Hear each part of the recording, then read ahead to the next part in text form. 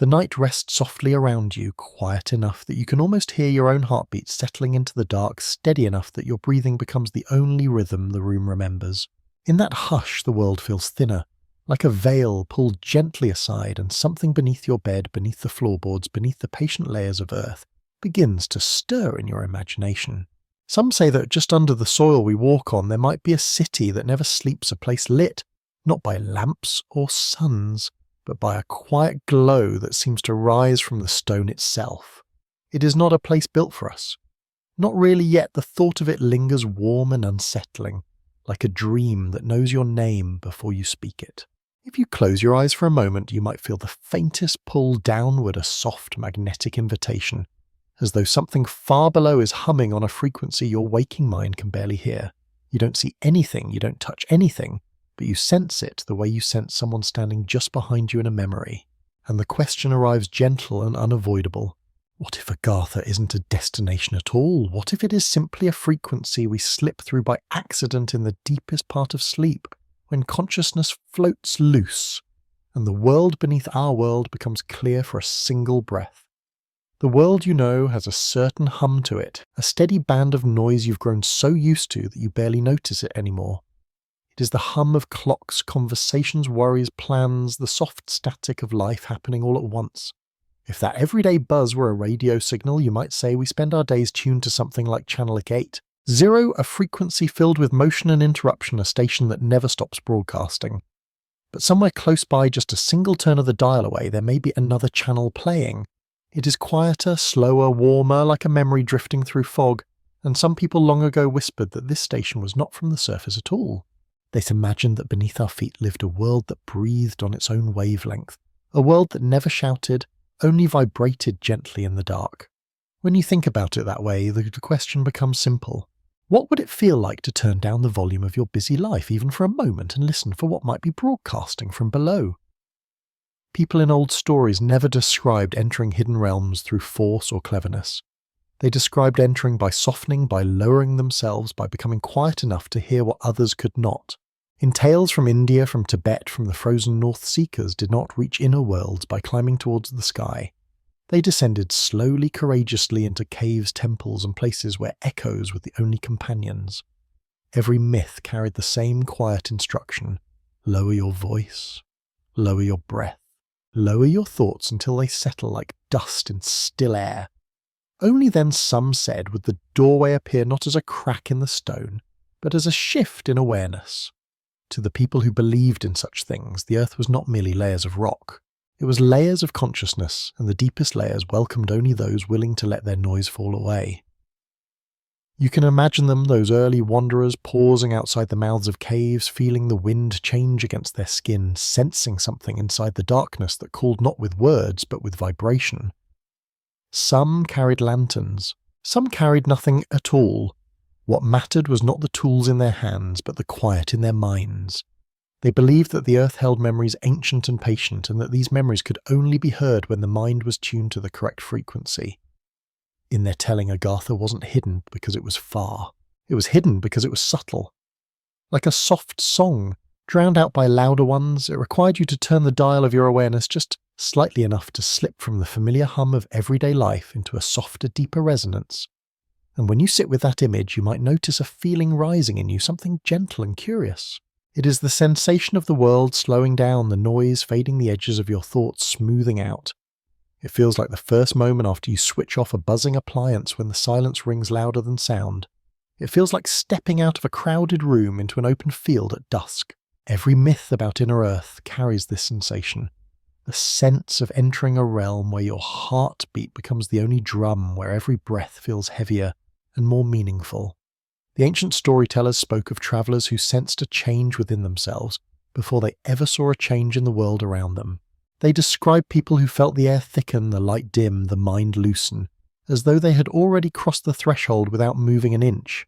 If you picture that experience as tuning a radio, it becomes easier to understand. You're not forcing a door open. You're adjusting your inner signal, letting the crackling static of thoughts and fears settle until only the clear tone beneath remains. On Channel 88.0, life buzzes with activity, expectations, and the steady thrum of responsibilities, But on a nearby channel, perhaps something like 89.5, another kind of world might be waiting. A world where time walks instead of runs, where silence carries shape, where the earth itself seems to breathe. When you turn that mental dial even a fraction, you may feel as though you are stepping into a different kind of gravity, one that pulls inward instead of downward. And in that pull there is calm, there is depth, there is the sense that you are approaching something old and patient and quietly alive. So the next time the night grows peaceful, when the room settles, and the chaos of the day finally loosens its grip, you might try the smallest experiment. You might close your eyes and imagine yourself reaching toward the dial of an unseen radio within your chest, turning the volume of the world down just a little. You might listen for the softer signal beneath your thoughts, the one that hums like a hidden river under stone. As you do, a question may rise in the quiet space that opens inside you. What if Agartha is not a faraway kingdom, but a nearby frequency waiting for someone patient enough to listen? Someone still enough to notice the whisper beneath the noise, someone willing even for a moment to tune into the forgotten heartbeat of the earth. Long before written history settled into paper and ink, people across the world remembered a time when the surface of the earth turned restless, when seas rose like living creatures, and the sky cracked open with fire. These memories were not stored as dates or measurements. They lived as stories told beside flames, stories that carried the feeling of an entire world trembling. In the tales of Lemuria, the ocean began to lift in slow, heavy breaths of war, swallowing coastlines as easily as pulling a blanket over sleeping children. In the myths of Atlantis, the ground shuddered under temples of shining stone until the waves carried everything away. Far across the ocean, the Hopi spoke of a burning sky and a flood that rose as steadily as a heartbeat, while in the stories of India, the Nagas watched from their deep realms as storms devoured the lands above. These traditions never described a frantic escape.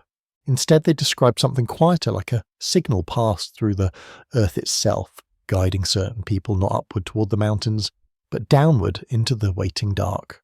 They said the ground opened when the sea became hungry and warm hands human, or otherwise led survivors into caves lit by a glow that did not come from the sun. Imagine the world on the edge of transformation, not in chaos, but in a strange and solemn calm. The sky turning red as if holding its breath, the ocean slipping over the sand with the slow certainty of an old memory returning. People would have watched horizons vanish, not with panicked screams, but with the heavy acceptance found in ancient tales. In some versions of the story, they felt the pull beneath their feet, a gentle vibration that seemed to say this way. In others, guides appeared at the edge of villages, beings described as tall as shadows or small as children, their eyes reflecting the fires in the sky. They did not rush. They gestured. They waited. The Hopi call them the ant people protectors who led their ancestors deep into the earth, where warmth still lived. The Nagas, in another telling, opened passageways into their subterranean kingdom, offering shelter from the coming storms. These stories echo one another even though the cultures never touched. Each speaks of descending rather than climbing, of trusting the dark, of entering the earth like returning to a mother's embrace. And in that descent, fear dissolves into something else, something quieter and strangely hopeful. Picture the procession of those travellers. A line of silhouettes moving slowly into the mouth of a cave, carrying what little they could save, listening to the distant thunder of an ocean reaching farther inland with every hour. There is no frantic scrambling. There is no chaos. Only a kind of reverence, as if stepping into the earth requires a softer kind of courage. The air grows cooler. The deeper they walk and the light behind them fades until it becomes a thin ribbon. Then a pinprick, then nothing at all. They follow streams of glowing minerals along the walls, veins of soft light that seem to pulse in rhythm with the steady drum of their footsteps. When storms roar above, they feel it only as a subtle shiver in the stone beneath their hands. And somewhere along that descent, something changes.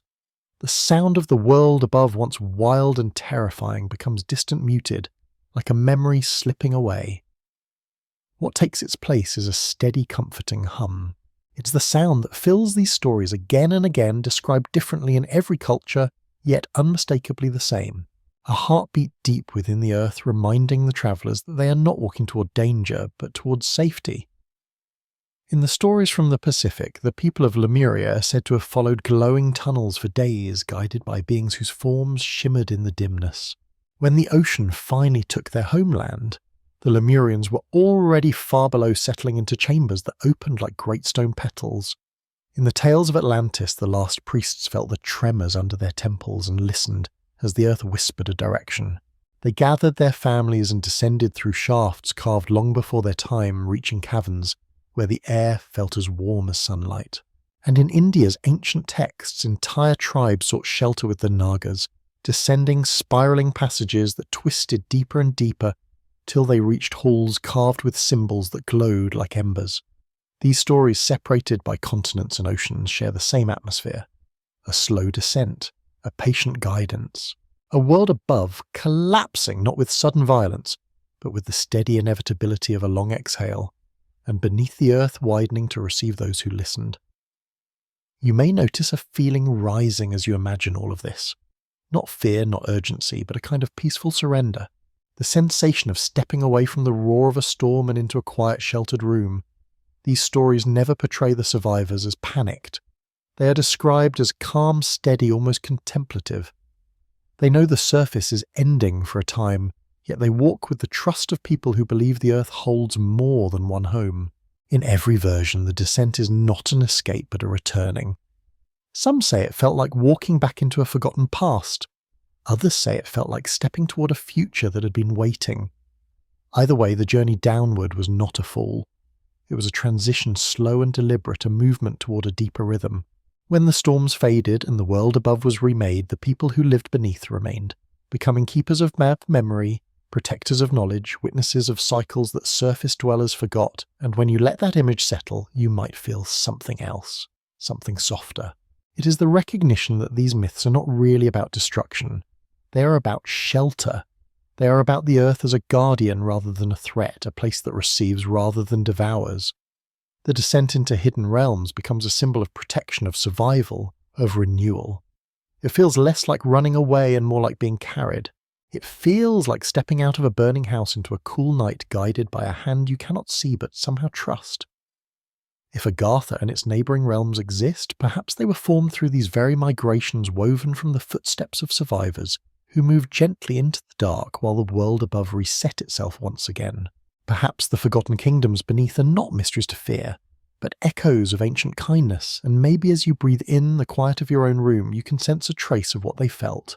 The pressure of the world easing, the noise softening, the ground beneath you offering a steady calm. It's almost possible to imagine that somewhere far below a faint glow still pulses on stone walls, and the hum of an ancient refuge lingers, waiting for the next moment, when the surface grows too loud. In that thought there is comfort, in that descent there is safety.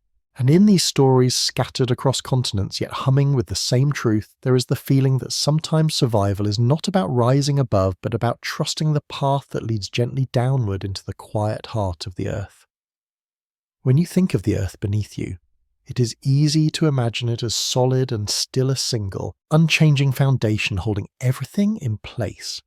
But if you could peel it open layer by layer lower, yourself gently through stone and soil the way a diver moves through water, you would find something much more tender than hardness.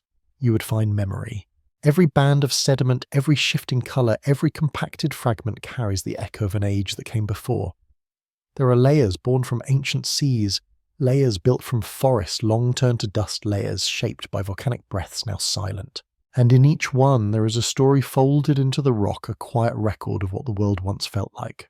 The deeper you descend, the older the memories become, as though time itself settles into the earth, the way thoughts settle at the bottom of a quiet mind. Geologists speak of these layers in precise terms with names and ages that describe millions of years. But people who lived before such sciences often felt these layers differently. To them, descending into the earth was not a technical act, but a spiritual one, a journey downward into something ancient and sacred. They believed the world carried its history within its body the same way a person carries theirs within the mind. They imagined each layer of stone as a memory the earth refused to forget. If you walked into a cave and touched a wall, you were touching the skin of an epoch.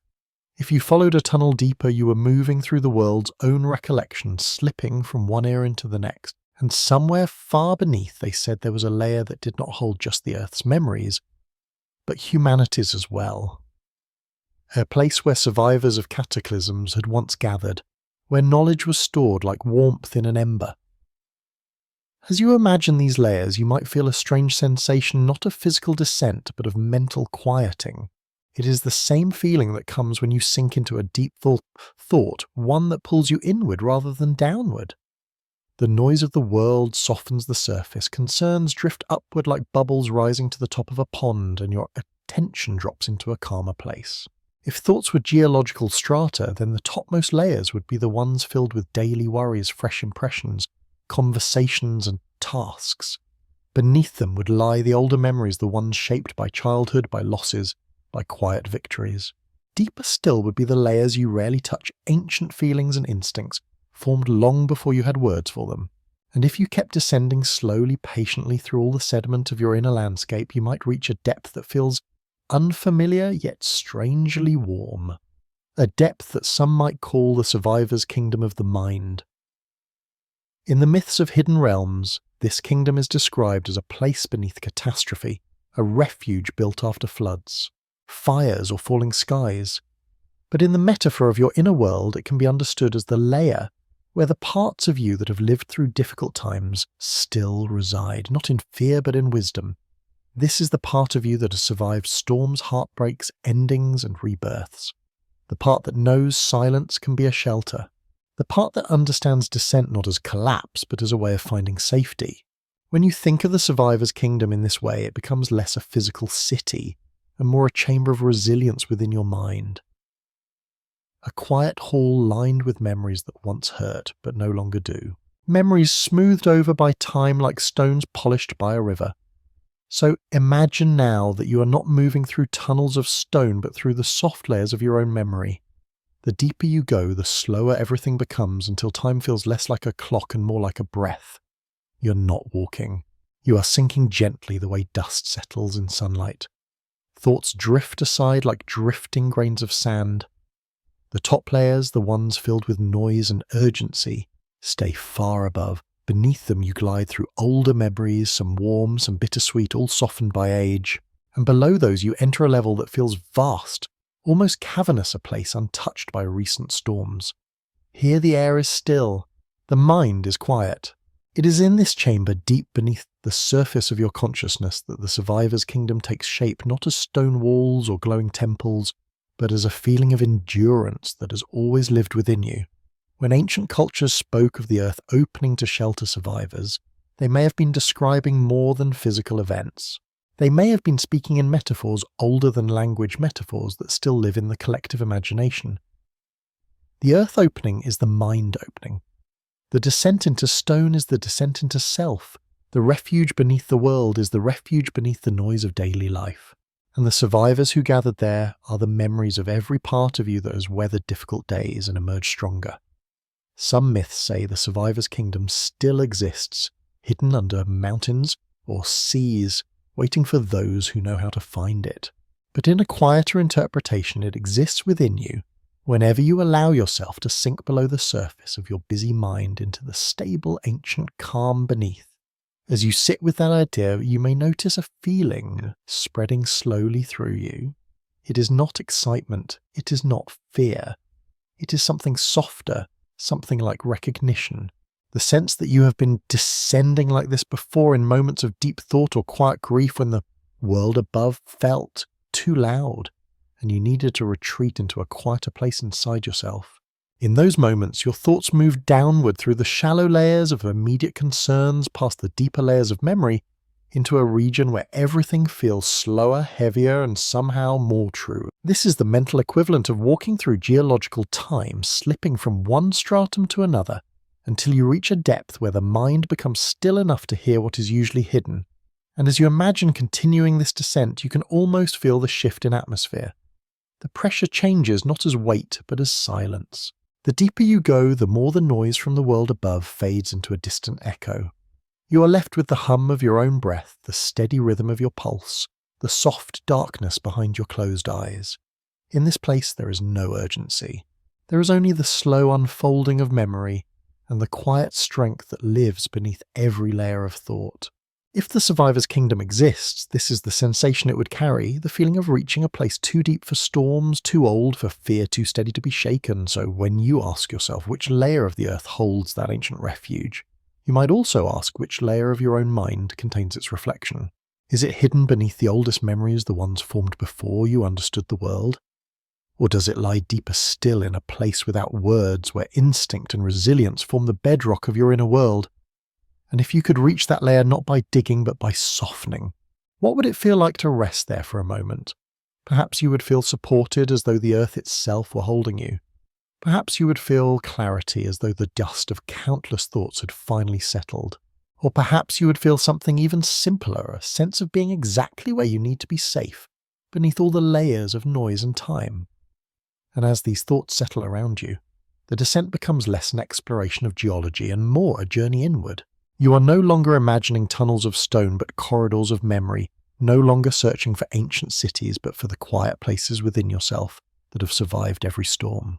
And in that gentle inward drop, in that soft and steady sinking, the world above feels very far away, and the world within feels vast, familiar, and deeply calm in the quiet corners of 19th century Europe, where candlelight flickered against velvet drapes and scholars debated the unseen as readily as the seen. A different kind of map was whispered into existence. It was not a map etched onto parchment or stretched across wooden tables. It was a map of possibility of inner worlds of realms, hidden not by distance but by depth. And among the mystics who shaped this strange cartography, one figure sat at the centre, like a lantern, placed in a dim hall. His name was Saint-Yves d'Alvètre, a philosopher who believed the earth was layered not only with stone but with knowledge, and that beneath the bustle of crowded cities lay a kingdom older and wiser than any on the surface. He didn't imagine Agartha as a mythic curiosity. To him, it was a refuge of enlightened souls, a sanctuary where the brightest teachings from civilizations long gone were kept safe, waiting for humanity to quiet its noise and finally listen. He described this hidden kingdom as a place ruled not by chaos or conquest, but by a principle he called synarchy, a harmony of leadership where wisdom guided power and compassion stood above ambition. In his telling, Agartha was not a city of mystery, but a library of living knowledge, its halls filled with guardians who tended ideas the way monks tend candles. They were the custodians of forgotten truths, survivors from ancient ages who chose to descend rather than fade. Saint-Yves insisted that they watch the surface with patience like older siblings, keeping an eye on children who had yet to understand the weight of their own actions. He wrote of them not with fear but with reverence. They were gentle, reserved, and endlessly patient, waiting for a time when the world above would rise from its noise into something quieter, something wiser. Other mystics and esoteric thinkers of the era added their own threads to the tapestry. Some said the entrance to Agartha shimmered near the Himalayas, but not in any way a compass could detect. Others believed the hidden realm could only be reached through altered states, through meditation deep enough to loosen the mind from its surface fixations. They agreed on one thing, though. Agartha was not a reward for ambition. It was a destination for those who could lower themselves into stillness. In salons and occult libraries, they described the realm as a vast network of chambers lit by a soft golden glow, where scrolls from Atlantis sat beside crystal archives from older worlds still. They had imagined great halls where sages walked in silence, carrying thoughts as carefully as one might carry a flame through wind. The more these stories spread, the more Agartha transformed from a hidden city into a symbol of longing. It became the idea of a place where humanity's best qualities could be preserved, a vault of wisdom protected from the noise, conflict, and forgetfulness of the surface. To the mystics, the world above was a restless layer buzzing with argument and distraction. But the world below the world they imagined was calm, steady, mature. They pictured the inhabitants of Agartha as beings who had moved beyond the pettiness of daily life, beings who had carried forward the last unbroken threads of ancient knowledge. Some said they were descendants of vanished civilizations. Others believed they were guardians left behind by great teachers from ages before counting. All agreed that they lived not in isolation but in stewardship, tending knowledge the way one tends a sacred garden. If you imagine these Western esoteric visions as a kind of dream told in a dim room, you might feel a certain mood rising, a blend of curiosity and comfort. There is something reassuring in the idea that beneath all the noise of our world lies a place untouched by its confusion. a place where the wisdom of countless generations rests safely protected not by walls but by depth. And if you listen closely, you might sense the quiet reverence those mystics felt when they spoke of Agartha. They did not see it as a fantasy to chase. They saw it as a reminder that maturity comes not from rising above others, but from descending into humility, into patience, into understanding. They imagined the surface as a stormy sea, ever-changing and loud. Beneath it, Agartha was the still ocean floor, where time slows and truths settle gently like sediment. Picture for a moment the contrast they described. Above cities filled with clattering carts ringing bells, merchants calling across crowded streets. Below a silence so complete it felt like a living presence, a place where thoughts moved slowly like lanterns floating on calm water. Above the bustle of people rushing toward futures they had not yet understood. Below the steady breath of guardians who already knew the cycles of rise and fall. In their vision, Agartha did not judge the surface world, it simply waited. Like an older sibling watching a younger one stumble through early lessons, patient in the knowledge that growth takes time. The sages beneath understood the noise above as the natural turbulence of a species still learning to listen. And as these stories passed from scholar to scholar, from occult journal to whispered conversation, they took on an almost parental warmth. The idea of Agartha began to feel like the idea of a home we have forgotten, but still missing quiet moments. A place where mistakes are understood, where knowledge is kept safe until we are ready for it, where the earth itself seems to cradle us instead of challenging us. In this way, Agartha became more than a city beneath the ground. It became a symbol of the wisdom we hope to grow into the calm that waits beneath the surface of our hurried minds. The mystics believed that one day when humanity learned to lower its noise and soften its ambition, the guardians would open their halls to us not as rulers but as teachers who had been waiting for a very long time. If you let that image settle, there is a feeling that rises quietly. A sense that somewhere beneath the cluttered layers of history and conflict, beneath the arguments and inventions and rushed decisions, there might be a deeper rhythm waiting for us. A rhythm kept safe by older souls who have already walked the path of mistakes we are still exploring. Whether Agartha exists in stone or only in story, the idea carries weight. It suggests that the world has more patience than we do. It suggests that wisdom does not disappear. It simply sinks waiting in the depths until we grow quiet enough to hear it. And as you breathe in the stillness of this moment, you might notice the gentle comfort of that thought. The feeling that beneath all our noise, the earth still holds a place for the parts of us that long to learn to listen and to finally become wise, across the wide sea sweep of Asia. From the snow-cut ridges of Tibet to the warm river valleys of India, stories of hidden realms flow like underground streams, separate on the surface yet merging in the dark beneath. In these traditions, the world was never imagined as a single flat plane. It was layered, folded, stacked like pages in a book, with each layer carrying its own people, its own light, its own rhythm. And beneath the lands, where empires rose and fell beneath the temples, where prayers floated like incense, there were whispered names for those who lived in the deeper realms. Names like Shambhala, Patala and the Nagas. Names that describe not monsters, not shadows, but neighbours in the hidden architecture of existence. When people spoke of them, they did so with the tone one uses for distant relatives who live below the floorboards of creation. Shambhala was often described as a kingdom of radiant clarity, a place hidden in the folds of the Himalayas, accessible only to those whose hearts had already learned the shape of peace. It was not drawn on maps, though many tried. Instead, it existed like a direction in the soul, a place that revealed itself only when the seeker was quiet enough to hear its call. In Tibetan tales, it was the dwelling place of beings who had stepped beyond suffering. Beings who walked through luminous corridors carved not by stone but by intention. Pilgrims who sought its gate often said they felt small currents of warmth, like faint lantern glow brushing their skin, long before they ever saw anything. They spoke of intuition leading them along winding paths as if Shambhala was not reached by footsteps alone, but by a shift of awareness, a tuning towards stillness. Far to the south, in the ancient stories of India, another name echoed beneath the earth. Patala. This realm was said to lie deep below the surface, not as a void, but as a vibrant kingdom filled with its own cities, its own skies, its own gentle radiance. In some stories, Patala shimmered with soft gem-like light, its walls and pillars glowing like the inside of a seashell. And within this realm lived the Nagas, the serpent beings who carried wisdom as old as the oceans. They were not creatures of malice, they were guardians of hidden knowledge, protectors of sacred waters, and keepers of secrets too delicate for the noisy surface world. People described them as beings who moved through tunnels of quiet luminescence. Their presence felt more like a rustle of air than a physical form. When this appeared in stories, they came as guides, not threats offering refuge to those who sought shelter from flood storms or the loudness of human conflict. What is striking is not how different these tales are, but how similar they feel.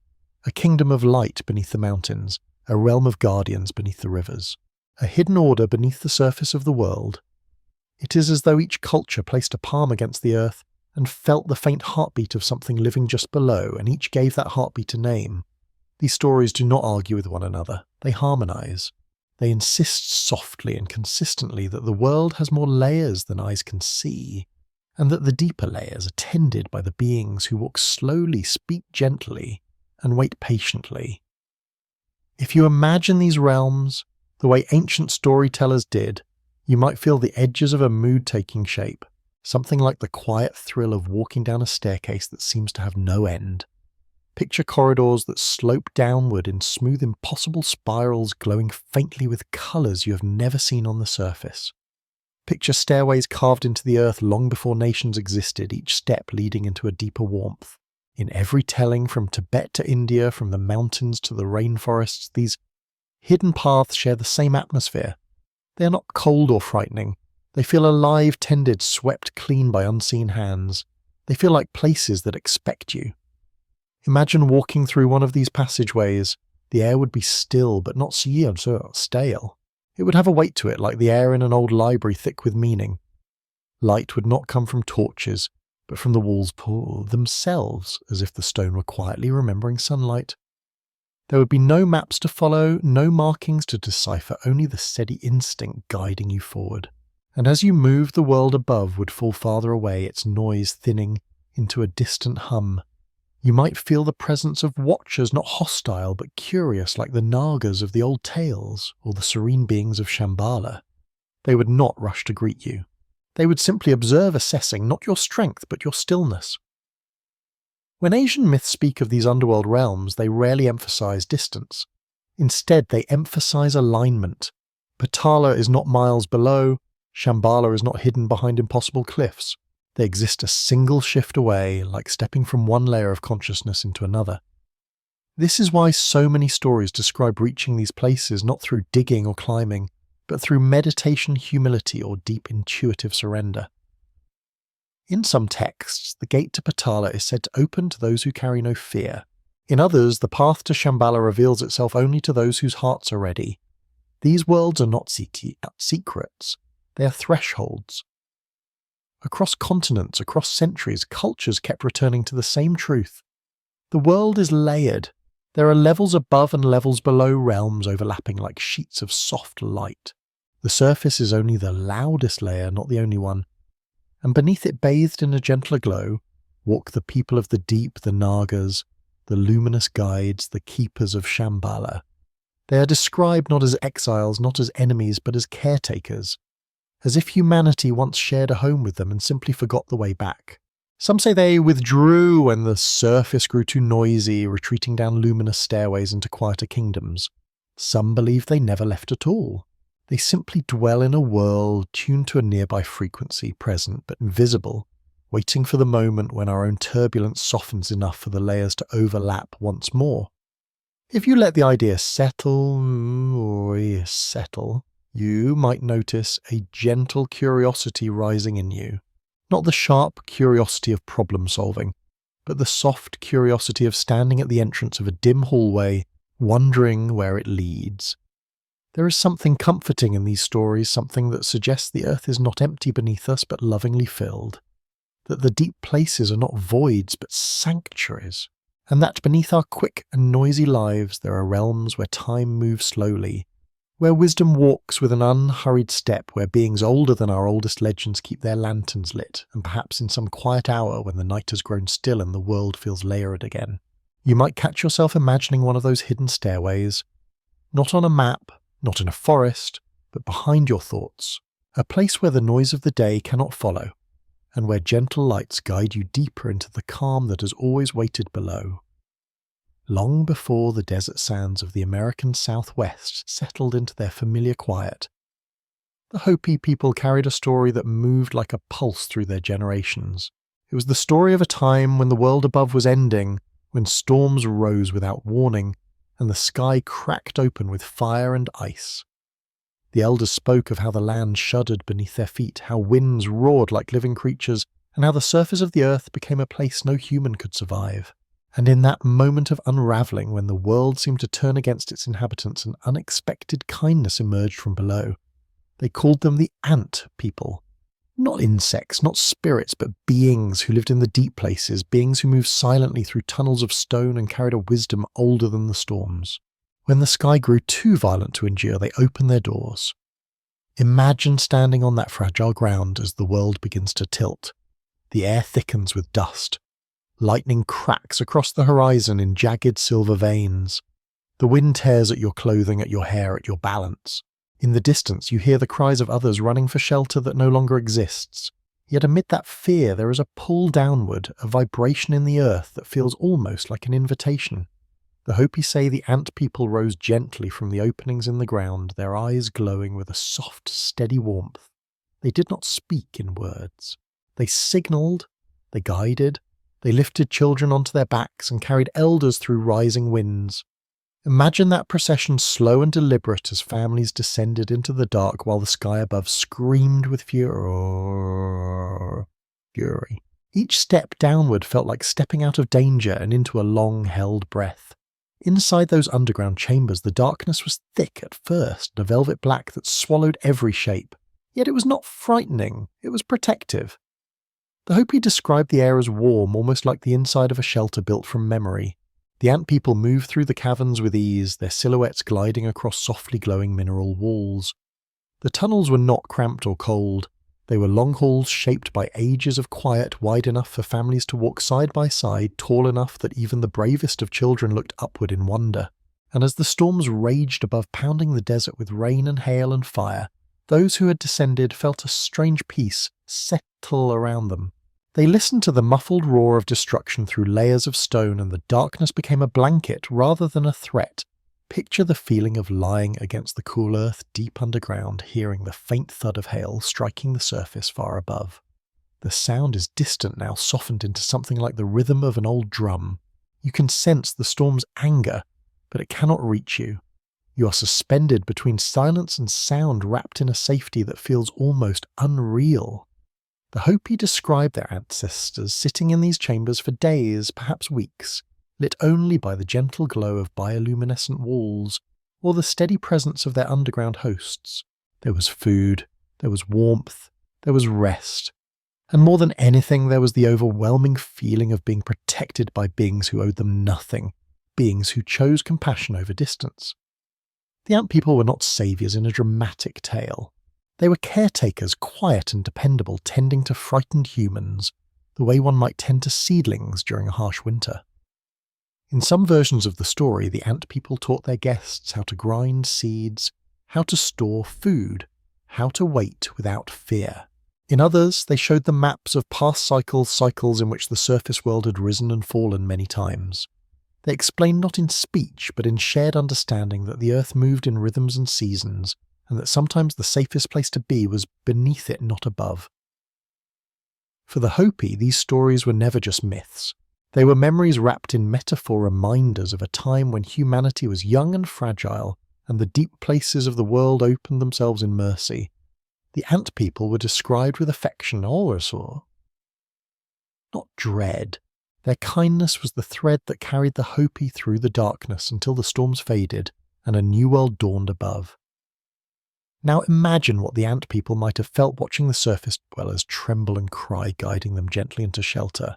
If the survivor's kingdom truly exists, populated by the descendants or relatives of such beings, what must they think of us now? We who live above, rushing through our days, arguing, forgetting the old rhythms of the earth. Do they see us as children still learning to balance? Do they watch us with patience the way older siblings watch the restless younger ones? There is a tenderness hidden in that possibility, the idea that beneath our hurried footsteps there might be beings who remember guiding our ancestors through darker times. beings who understand our confusion because they have seen it before. And if the storms of the world were to rise again, if the sky were to shake with the same warning it gave long ago, would they open their doors once more? Would they listen for our footsteps, waiting to catch the faint vibration of fear travelling through the stone? The Hopi stories suggest that they would. They suggest that compassion runs deep in the veins of the earth, deeper than fear, deeper even than time. The ant people did not save the ancestors because they were strong or wise. They saved them because they were vulnerable. And perhaps the survivor's kingdom still carries that memory, that instinct ready to open its chambers again when humanity becomes quiet enough to hear the invitation. As you imagine this ancient refuge, you might feel a soft echo inside yourself, a sense of what it must have been like to wait out a storm in warm, silent darkness, listening to the rain hammer the world above while you remained untouched. It feels like safety. It feels like trust. It feels like being held in the dark by something older and gentler than fear. And in that feeling lies the heart of the Hopi story. The ant people were not distant gods. They were neighbours in the hidden layers below, keepers of shelters carved by patience, and humanity in its own fragile way was their responsibility. So tonight, as you picture those deep halls and the quiet beings who walk through them, you might wonder how they see us now. Are we louder than our ancestors? Are we farther from stillness, or do they watch with the same patient warmth, waiting for the moment when the surface becomes too turbulent and we begin once again to listen for the heartbeat beneath our feet? If you close your eyes long enough, the map begins to draw itself. Not a map of borders or rivers or highways, but a softer kind of atlas, one stitched together by instinct and dream. The lines do not stay still. They drift, they shimmer, they fold into one another, as though they were made of mist rather than ink. And at the edges of this dream map you begin to see shapes rising from the haze.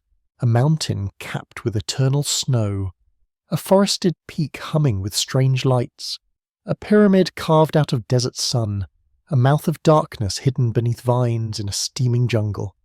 They do not feel like destinations, they feel like invitations.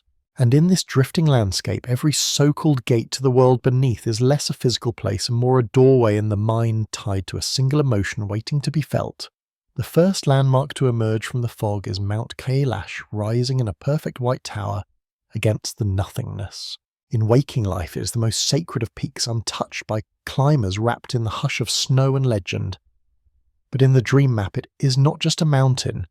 It is the embodiment of absolute silence, the kind that does not merely surround you, but settles inside you.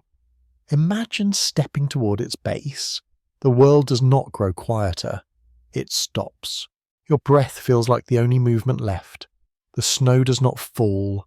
The wind does not stir. Even your thoughts soften until they are barely whispers. This is the gate of stillness. The gate that opens only when you stop trying to open anything at all. Then the landscape shifts as dream maps tend to do. The snow dissolves into the deep green folds of a forest, and Mount Shasta appears its summit glowing with a light that seems to come from inside the stone itself.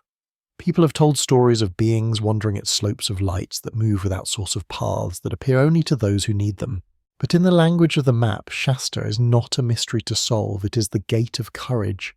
Not the loud, fiery kind, but the quieter courage of stepping forward when the path ahead is dim and unfamiliar. As you move through its forest, the trees lean in like listeners. The air feels expectant the way it feels before confessing a truth to yourself. The entrance here is not a cave. It is a single brave step taken in the dark, another shift, another fold in the dream. The green fades into gold and the great pyramid rises from the sand with the calm certainty of something that has waited thousands of years just to be recognized. In the dream map, its stones seem almost warm to the touch, pulsing faintly with an inner glow. The passages beneath it are not tunnels of fear, but corridors of trust. The deeper you walk, the more you must surrender the need to understand everything. The pyramid is the gate of trust, a doorway that opens only when you allow yourself to lean into the unknown, to let your guards soften, to believe that some mysteries protect rather than threaten. Every step downward feels like placing your faith into the hands of something ancient and kind.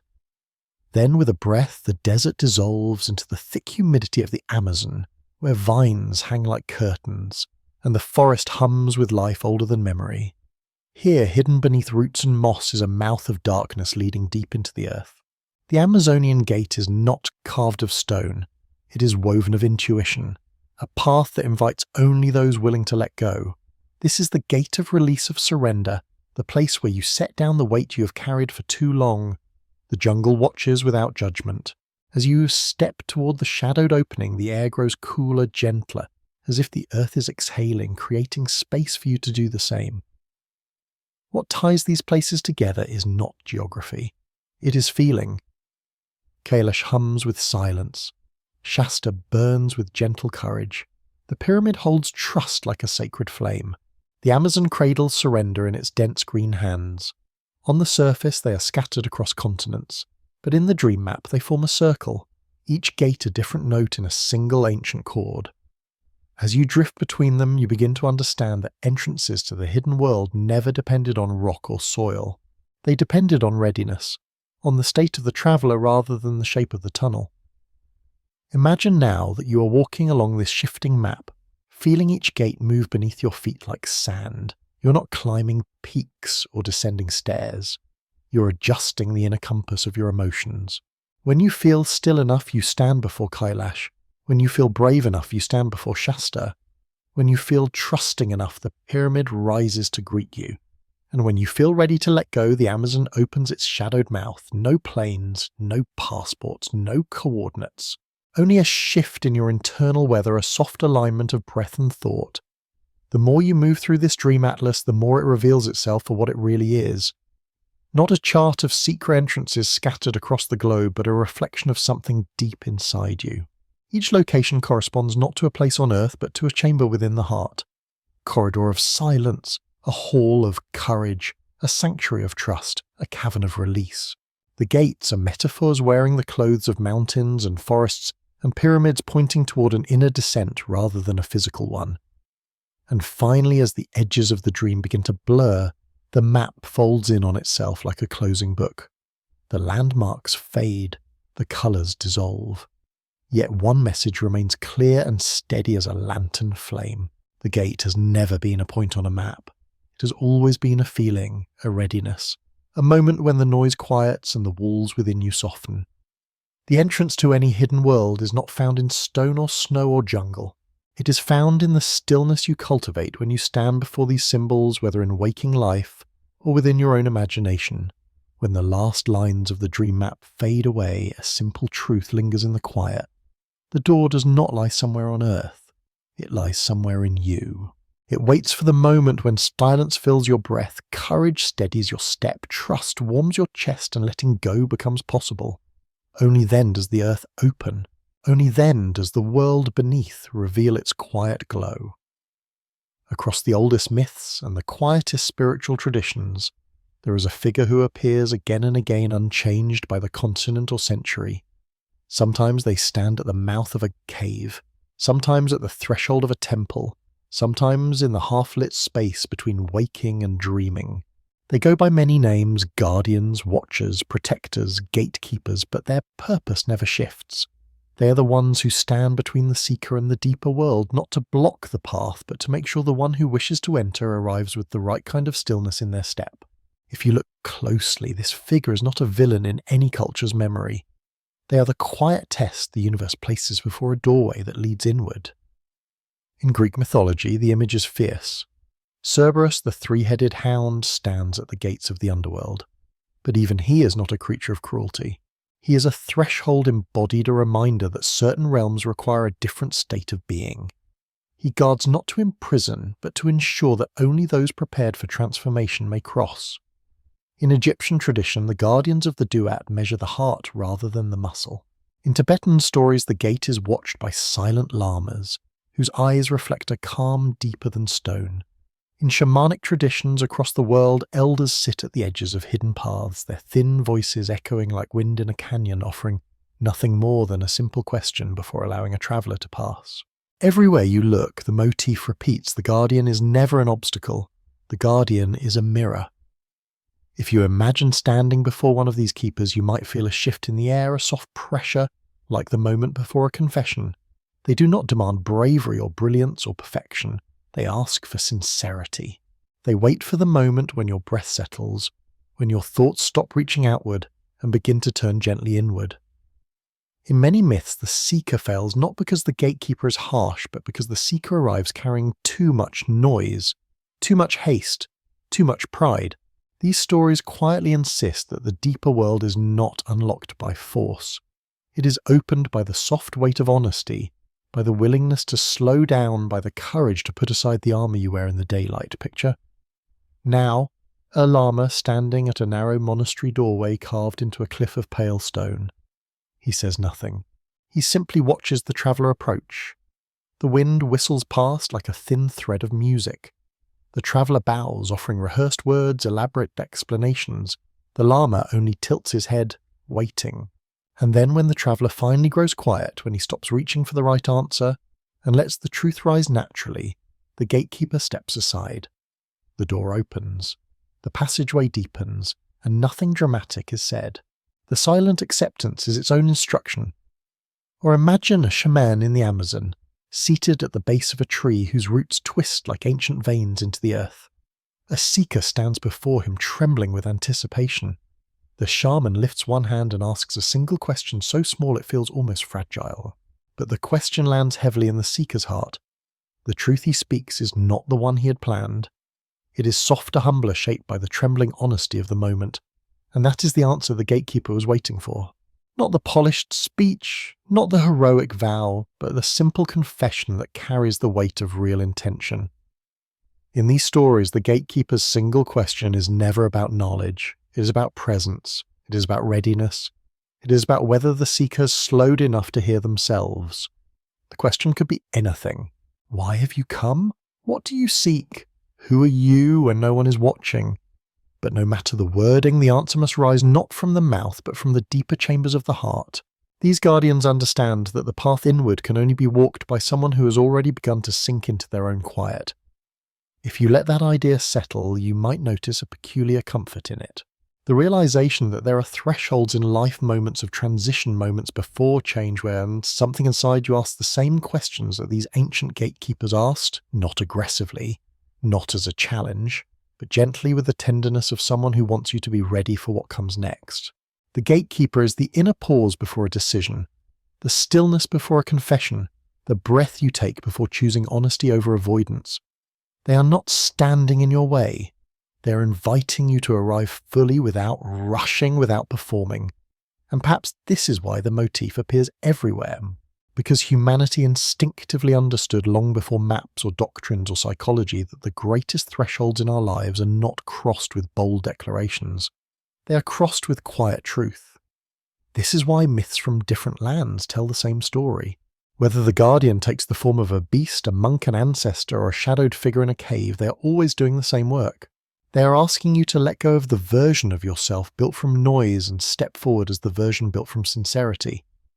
Imagine now your own gatekeeper, not a monstrous figure, not an intimidating guardian, but a calm presence waiting somewhere inside your chest. They have a single question for you, though. You can only hear it when you grow still enough. Their patience is infinite. They do not judge your hesitation. They do not measure your worth. They simply wait until your answer rises naturally warm and unforced from the place where truth lives quietly. And when it does, the path ahead comes clear in a way it wasn't before. So when you think of the gatekeepers in myths, do not imagine obstacles. Imagine guides. Imagine wise figures who stand at thresholds not to turn you away but to prepare you. Because every deeper world, whether beneath the earth or within yourself, begins with a moment of honesty, a moment when you slow down enough to hear the question that has been waiting for you all along. The path up the lower slope of Kailash is not steep at first. It winds gently through pale stones that look as though they have been rinsed clean by centuries of wind, the air already thinner than you expect, already quieter. The pilgrim in this story arrives here long before dawn, carrying the kind of restless determination that feels heavy in the chest, the kind that whispers, "This will be the day something changes." He has walked for hours under a violet sky, breathed sharp heartbeat loud, hoping for a sign that the rumours were true, that somewhere on this mountain's flank lived an old monk who guarded a hidden entrance into the deeper world. Every step upward feels like a question, and every crunch of gravel beneath his boots feels like a plea for answers. By the time he reaches the stone steps of the small monastery, the sun is still hiding behind the mountain, and the cold is the kind that seems to reach through layers of clothing to find the spine. The monastery itself is a little more than an old shrine carved partly into the cliffside. Its prayer flags faded, its wooden door worn smooth by years of hands passing over it. And sitting near the entrance, wrapped in robes the colour of Tamokan sunrise, is the old monk. His eyes are half closed, his posture steady as a rooted tree. He looks not like a gatekeeper, but like someone who has been listening to the mountain breathe for a very long time. The pilgrim bows awkward and eager and asks the question he has rehearsed the entire way up. Where is the hidden entrance? Where is the door into the world beneath? The monk opens his eyes slowly, as if returning from a long journey within. He studies the pilgrim not with suspicion, but with a gentle curiosity, as though he is observing a candle flame flickering in an unexpected draught. Without speaking, he gestures to the ground beside him. Sit. The pilgrim hesitates, confusion rising in him like heat. He expected a riddle, a test, a revelation, not this soft command, yet something in the monk's gaze makes argument impossible. He sits. The stone beneath him is cold enough to make his bones ache. The wind whistles through the pass carrying the thin scent of snow, and the monk closes his eyes again, resuming the silence that wrapped him like a cloak. For a long time nothing happens. The pilgrim shifts uncomfortable. His mind races. His heart beats too quickly. The mountain air fills his lungs in sharp bursts. He thinks of the legends of the cavern he hopes to enter, of the secrets he longs to find. He waits for the monk to speak again, but the old man remains still, his breath barely rising beneath his robes. Minutes pass like hours. The pilgrim tries to steady himself, but the restlessness grows.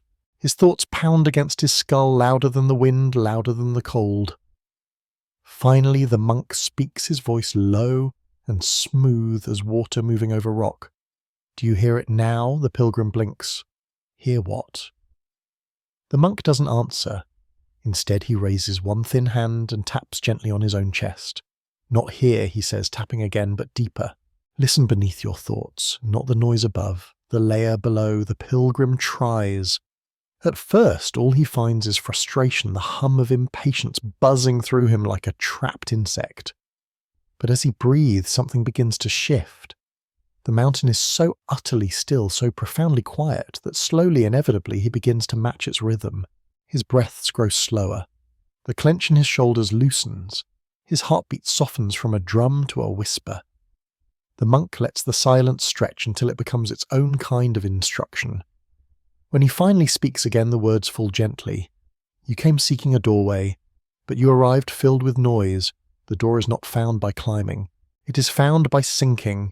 He points toward the valley below, where the world sits in its complicated tangle of sound and motion.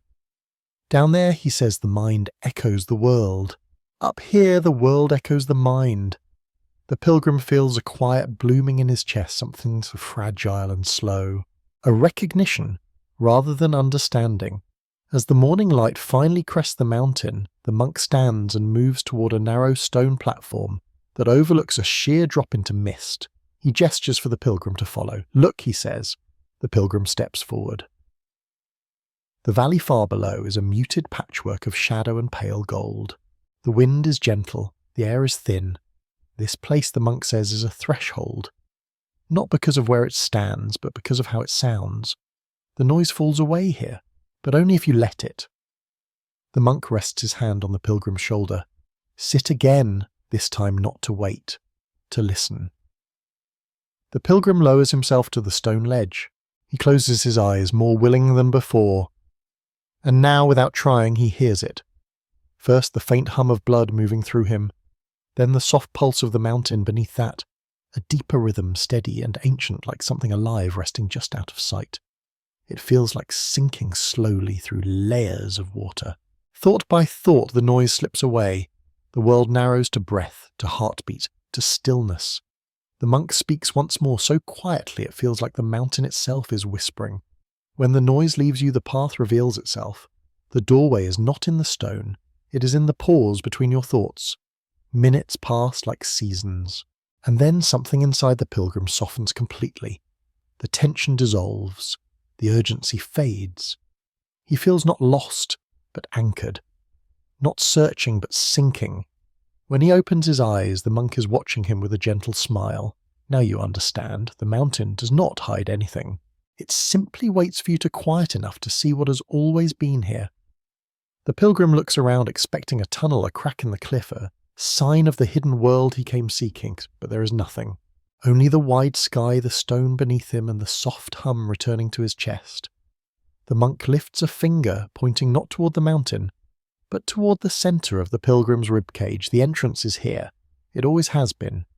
He turns and begins walking toward the small monastery. The pilgrim remains seated for a long time, the wind brushing past him like a hand smoothing his thoughts. He feels the truth settling in him, weightless but undeniable. He did not climb Kailash to find a hidden cave. He climbed it to learn how to sit still long enough for the cave within himself to open.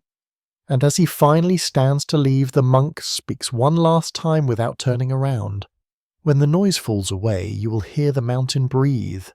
And when you hear the mountain breathe, the path beneath all things becomes clear.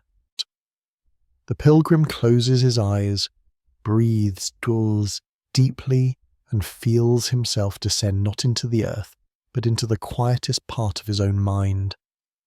In the daylight hours when traffic echoed faintly through the city, and the rhythm of work buzzed in cables and concrete, he looked like anyone else in a reflective vest and steel-toe boots. He carried a clipboard. He checked pressure gauges. He walked maintenance routes through long corridors lined with humming lights. If you passed him on the street, you wouldn't look twice. But beneath his calm, beneath the steady pace of his footsteps, there was a secret he carried, like a quiet weight. He was a tunnel engineer, a geologist by training, a problem solver by habit. And deep inside the labyrinth of service shafts and access passages that threaded beneath the city, he had seen something he was never meant to see. It happened on a Tuesday. Not a dramatic day, not a stormy night, not a moment wrapped in suspense. Just a routine inspection near the older section of the main transit tunnel, where the rock was older and the concrete older still. He had been listening to the low rumble of ventilation fans when he felt a draft that shouldn't have existed. A cool breath of air moving against the grain. When he followed it with the beam of his flashlight, he found a narrow fissure just beyond the reinforced wall, a crack that shouldn't have been there too even, and too open to be caused by settling alone. It led into darkness that swallowed the light without reflection, a hollow space, a chamber, something deeper than any blueprint had ever marked. He didn't call it in, he didn't report it to his supervisor the way protocol demanded. Instead, he crouched there with his hand resting on the cold concrete, listening to the faint whisper of air sliding through the gap. What he felt was not danger. It was something older, something patient, something that hummed beneath the noise of the tunnel like a second pulse. He stood there longer than he meant to, the sound of the city fading behind him until only that subtle breath remained. He knew instantly, instinctively, that whatever lay below was not a void. It was a space waiting to stay hidden, a door but not for him. Over the weeks that followed, he found himself returning to that section of tunnel, not out of obsession, out of responsibility. He checked the pressure readings, he scanned for structural changes. He walked past as though nothing were unusual, but every time he reached the fissure he paused. Sometimes he would rest his palm against the wall just beside it, feeling the faint vibration under his skin. Sometimes he would kneel and listen. The air drifting from the hollow space was always cool, always steady, always carrying the same quiet hum. Nothing shifted, nothing widened, nothing collapsed. But he knew it was not empty.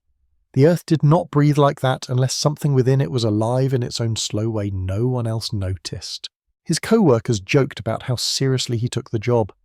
They didn't know that beneath their footsteps lay a chamber untouched by drills or blueprints, a hollow that felt intentional, almost cultivated.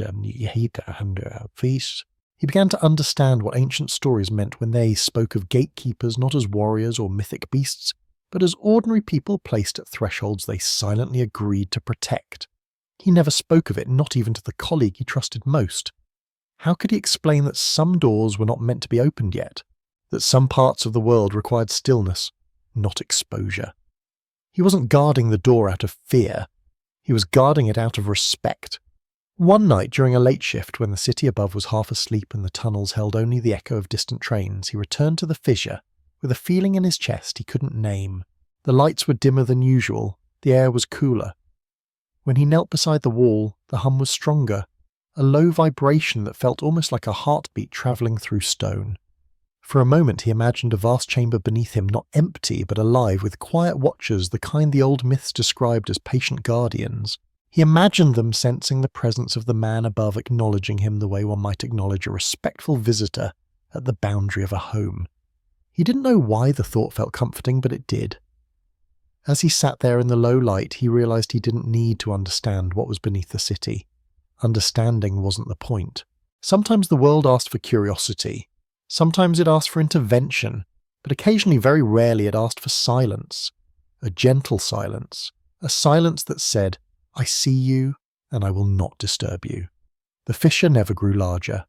The chamber never revealed itself, and he never stepped inside. His role was not to cross the threshold. His role was to ensure that no one else crossed it prematurely. Some doors were meant for a different version of humanity, one quieter than the one he lived among. He became, without ceremony or title, a guardian in the most ordinary sense. A man with a job, a keyring, a checklist, and a secret. The kind of gatekeeper no myth would name, no legend would remember, but the kind that appears when the world requires someone steady, someone who understands that protection isn't always dramatic. Sometimes it looks like a technician making an extra round, a worker pausing at an unmarked wall, a quiet soul listening to something only he can watch. And here, years later, when new projects rerouted the tunnels and the old section was sealed off, he stood in the dark one last time, hand pressed to the same patch of concrete. The hum was still there, as steady as ever. "Thank you," he whispered, though he wasn't sure whether he was speaking to the chamber or the role he'd carried. Then he turned off his flashlight and walked back along the corridor, boots echoing softly in the quiet. Above him the city buzzed with its usual noise. Below him the hidden chamber waited in its patient calm, and between them stood the memory of a man who understood perhaps better than anyone that not all guardians look like myth. Some look like someone you pass every day, unaware that their silence is the thin line keeping two worlds gently apart. If you've ever looked at the map of Antarctica, really looked, you may have noticed the way the white seems to swallow everything at its edges. Not just mountains or coastlines, but meaning itself. It is a continent drawn in silence, a place where wind becomes the only storyteller, and even that voice fades into the endless white.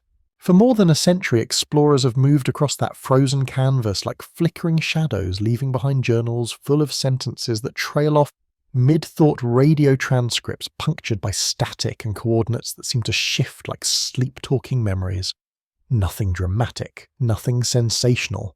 Just fragments scattered like pieces of paper carried across an ice field by a tired wind. Most of the stories that survive from those early expeditions are soft around the edges, like photographs left too long in the sun. A geologist noting that his compass spun slowly for no identifiable reason. A pilot reporting a patch of black on the radar, a void where solid ground should have been. A radio operator describing a low-frequency hum that rose and fell beneath the signal, almost like breathing. These were not confessions of fear. They were observations written with the same tone one might use to describe a passing cloud. Antarctica has always demanded understatement. The land itself seems to insist on it. Imagine the endlessness, white stretching in every direction, a horizon so smooth that the sky feels like a continuation of the snow rather than something separate from it. There is no sound here except for the faint crunch beneath your boots, and the gentle hiss of wind moving across ice. Even thoughts feel quieter, as if the cold slows them the way it slows everything else. In this stillness, the smallest anomaly becomes monumental. A flicker on a radar screen, a pocket of static in the radio, a missing hour in a logbook, not frightening, just strangely present, like the feeling of a hand brushing your sleeve when no one is near. Some expedition diaries mention stretches of travel where the instruments grew silent for minutes at a time. No GPS, no radio, no echo from sonar. Just a soft, steady nothingness, as though the land itself had chosen not to respond. One team described it as passing through a pocket of absence, a place where the world simply forgot to echo back. When they emerged on the other side, everything resumed normally. The radios crackled, the needles steadied, but those few minutes lingered in their writing like a dream they couldn't fully hold on to. They tried to explain it, but the words always thinned out before the explanation arrived. Picture a research pilot flying over the unending white sunlight, glinting off the ice like scattered glass. His instruments are steady. The hum of the engine is comforting. Then, without warning, the radio slips into a blanket of static, not harsh, not alarming, just a hushed shimmer, like snow falling against a window. He calls to base, no answer. He calls again, nothing. He glances at the radar and sees a dark circle where there should be topography, a hollow absence on the screen. And yet out the cockpit window the land seems unchanged. No abyss, no cliffs, just flat white stretching to the curvature of the earth. For 5 minutes he flies through that silence. Then, as abruptly as it began, the static dissolves, the radar repopulates, and the world returns. His logbook records the event in a single line, almost apologetic, as though the phenomenon were too shy to be described boldly. The feeling that rises from these stories is not fear. It is something softer. Loneliness, perhaps. The kind of loneliness that exists only in places so vast and empty that even the human mind struggles to hold them. Antarctica is a continent that stands apart from the noise of the world. It has no cities, no crowds, no echoes of ordinary life. When the wind dies, it becomes a place where sound itself seems to hesitate. In that hush, it is easy to imagine that there are layers beneath the ice rooms carved by time, or by something older than time chambers that shift the air just enough to confuse instruments built for noisy environments. Not sinister, just different, just deeper. In one old journal, half the ink blurred by frost, and an explorer recounts waking in the night to a faint vibration under the ice. Not a tremor, not movement. More like the distant resonance of a cello string plucked far underground. He wrote that the sensation lasted only a moment, so subtle he questioned whether he had dreamed it. But the entry remains a single paragraph surrounded by blank pages where later notes should have been. It is easy to imagine those pages being lifted by a gust of wind and carried into the white a fragment of a story lost to the silence that defines this place. When modern researchers speak of Antarctica, they often mention anomalous readings with a tone of polite dismissal, as though the continent's true strangeness must be wrapped in sober language. They talk about magnetic variances, unusual cavities in the bedrock radio shadows caused by layers of ice older than civilization itself. All reasonable explanations, all incomplete in the way practical explanations often are.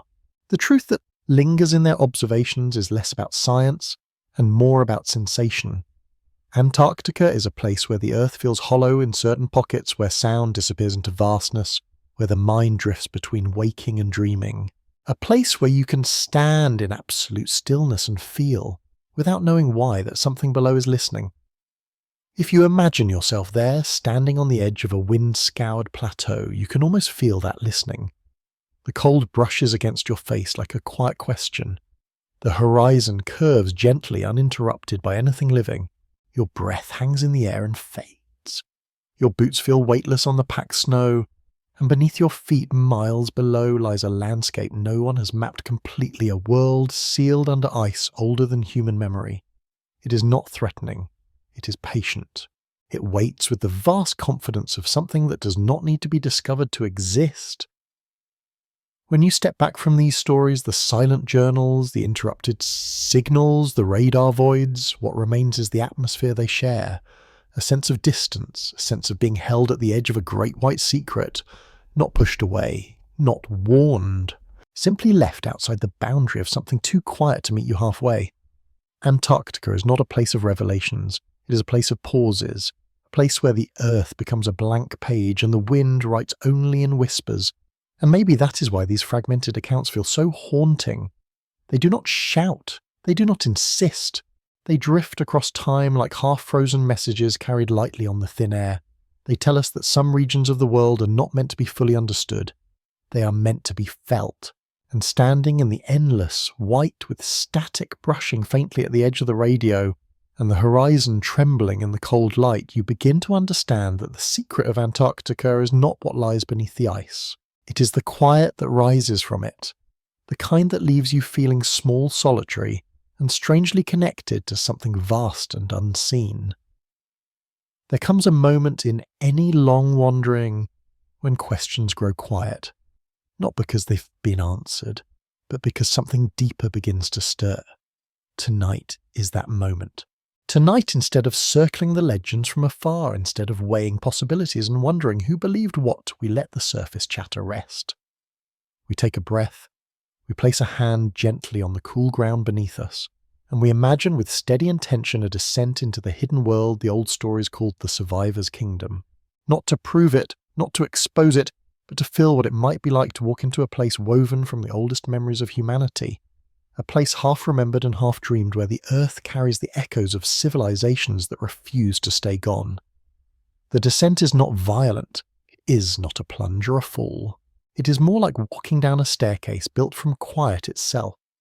With each step, the noise of the surface fades until even your thoughts feel softened at the edges. The air grows warmer, not colder, carrying a faint mineral glow as though the stone around you has been holding sunlight for centuries. When the corridor finally opens, it is not into darkness, but into a soft amber world that feels both untouched and intimately familiar. This is the threshold of the Survivor's Kingdom, and stepping across it feels like opening a door into a memory you forgot you had. The first thing you notice is the architecture. It refuses to belong to any one place or time. A tall arch carved with spirals reminiscent of Mesoamerican temples rises beside a colonnade shaped like something from ancient Egypt, its pillars tapering gently towards ceilings ribbed with faintly glowing crystal veins. Farther along, a stepped terrace evokes the geometry of Atlantis as imagined in old writings, concentric designs that draw the eye inward as though inviting contemplation. And woven between all of these are ornate carvings that echo the mandalas and sacred geometries of India, balanced with such elegance that none of the influences clash. Instead, they blend the way memories blend layers of history, turning into one textured whole. Walking through the city feels like drifting through the collective past of humanity. Each structure seems to whisper an echo of a world lost to tides, earthquakes, or time. Yet nothing here feels decayed.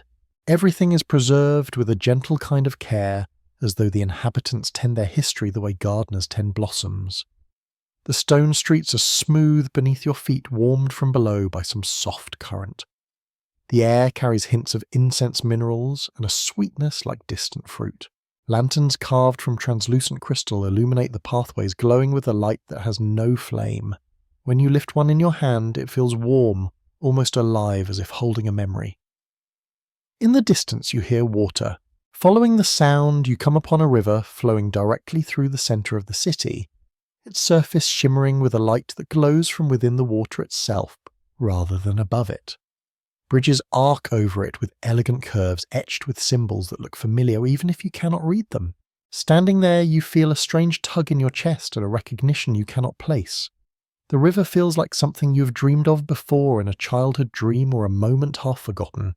It is the feeling of déjà vu without the urgency, just a gentle warmth rising in the mind. The inhabitants, when they appear, do not startle you. Their presence feels expected, as though you have been aware of them from the moment you arrived. They move with a quiet grace, their footsteps barely disturbing the air. Their clothing blends the styles of ancient worlds, woven sashes, beaded fabrics, subtle metallic threads that shimmer like constellations. Their faces are calm, open, reflective. When they look at you, it is not with surprise, but with a soft acknowledgement, as though they recognize something in you. Not your features, not your history, but your intention, your willingness to descend, your willingness to listen. One of them gestures for you to follow. They lead you to a wide plaza where 4 architectural styles meet like the merging of continents. At its centre stands a towering sculpture, a sphere cut into layered rings, each layer depicting a different era of humanity. Lemuria floats in one ring, Atlantis rests in another, the Indus Valley, the Maya, the forgotten coastal cultures swallowed by rising seas, all carved with such detail you can almost feel the textures beneath your fingers. And at the very core, the innermost ring glows with a subtle fire, the ring that belongs to no known civilization, the one that must have built this place. Standing in that plaza, you feel something deep within you shift. It is not fear, it is not awe, it is recognition. It is the slow, steady realization that this place is a memory not of the earth, but of the human soul. A gathering of everything we once were and everything we once knew, preserved beneath the shifting surfaces of time. The survivor's kingdom is not a city that retreated underground. It is a memory that refused to be erased. A living archive built by people who understood that history repeats, and that wisdom must be sheltered, the way a flame must be cupped against the wind.